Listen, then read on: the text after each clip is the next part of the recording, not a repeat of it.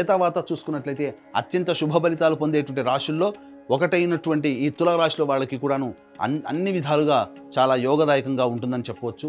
ఇక ఈ రాశిలో జన్మించినటువంటి స్త్రీలకి మీ మాటకి తిరుగులేదు, మీ మాటకు అందరూ కూడాను గౌరవిస్తారు. కుటుంబ సభ్యుల యొక్క ఆదరణ, ప్రేమ, అభిమానాలు చూరగొనడం, తద్వారా మీ మాటే వేదంగా అందరూ కూడాను శిరస వహిస్తారు. తద్వారా అన్ని విధాలుగా బాగుంటుంది. సమాజంలో కూడా కీర్తి ప్రతిష్టలు పెంపొందించుకుంటారు. మీరు చేసే ప్రతి పని ఎదుటి వాళ్ళకి అందరికీ కూడాను ఆమోదయోగ్యంగా ఉంటుంది.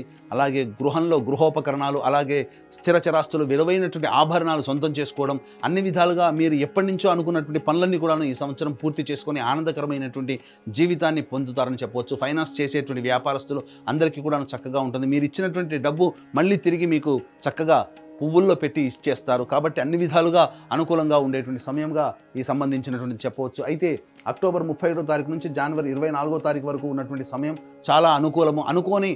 అనూహ్యమైనటువంటి శుభ ఫలితాలు ఈ రాశిలో జన్మించినటువంటి స్త్రీ పురుషులు పొందుతారు. ముఖ్యంగా స్త్రీలు జూన్ 1వ తారీఖు నుంచి అక్టోబర్ 30వ తారీఖు మధ్య ఉన్నటువంటి కాలం అనుకూలం కాదు. మిగతా గ్రహాలు కూడా అనుకూలంగా లేని కారణం చేత అనారోగ్యం పాలై శస్త్రచికిత్సలు జరిగేటువంటి అవకాశం ఉంటుంది. కాబట్టి జాగ్రత్త పడండి.